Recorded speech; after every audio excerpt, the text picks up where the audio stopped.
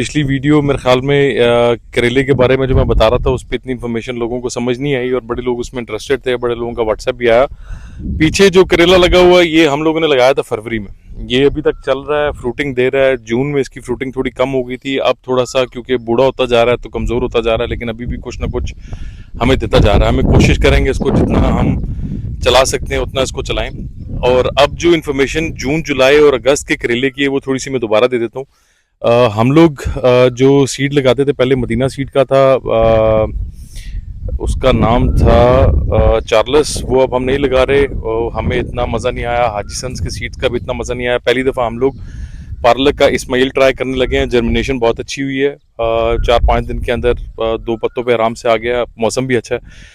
Tunnel के अंदर हमने एंटी इंसेक्ट नेट के उसके अंदर उसकी पनीरी तैयार की है। डायरेक्ट हम इसलिए नहीं लगा रहे कि हमारे पास 41-45 चल रहा है।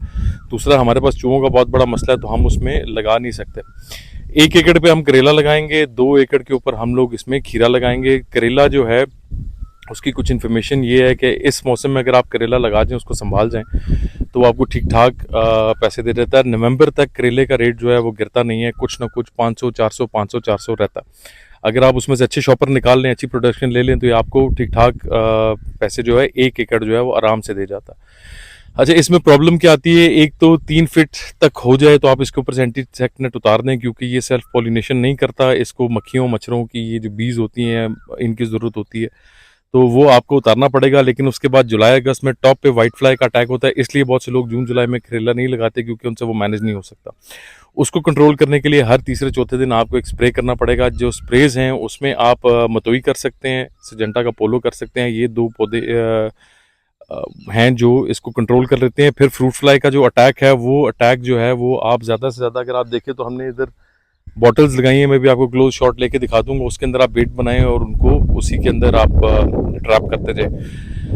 उसके अलावा करेले को शुरू में बहुत ज़्यादा नाइट्रोजन देंगे तो बहुत ज़्यादा झाड़ बना लेगा। हमें झाड़ नहीं चाहिए। हम लोग शुरू में फाइटोफिक्स का स्प्रे कर देते हैं, जिसकी वजह से वो अपनी शाखें ज़्यादा निकालता है। कुछ लोग उसको पिंच भी कर देते हैं, 2-3 दफ़ा उसकी जो मेन शाखा उसको रोक देते हैं ताकि वो साइडें निकाले। हम ये नहीं करते, बट हम फाइटोफिक्स का स्प्रे करते हैं, जिससे काफ़ी अफाका हो जाता है।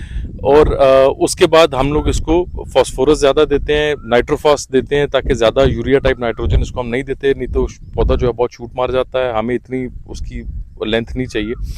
उसके बाद हम इसको SOP 13-2-43 स्वात एग्रो का और 18-44 स्वात एग्रो का, ये और SOP जो है इसकी रोटेशन करते रहते हैं।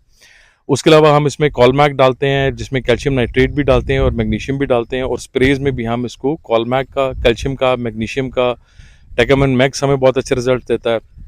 और इसके अलावा जो सिजेंटा कैज़ा बयान है वो NPK हो गया, और ये स्प्रेज हैं जो हम, और हेडलैंड मल्टी जो है स्वात एग्रो का, वो भी करते हैं। इनसे हमें बड़े अच्छे रिजल्ट्स मिलते हैं। करेले को संभालने का एक ही तरीका है जून जुलाई में कि आप इसको एंटी इंसेक्ट नेट के अंदर लगाएं, और जब ये अगस्त पहली या दूसरी वीक आ जाता है तो उसके बाद आप इसके ऊपर से एंटी इंसेक्ट नेट हटाएं। उससे पहले अगर हटाएंगे तो करेला चलाना थोड़ा सा मुश्किल हो जाएगा। इस मामले में किसी भाई को कोई इन्फॉर्मेशन चाहिए तो आप हमसे रब्ता कर सकते हैं। Thank you for watching the video.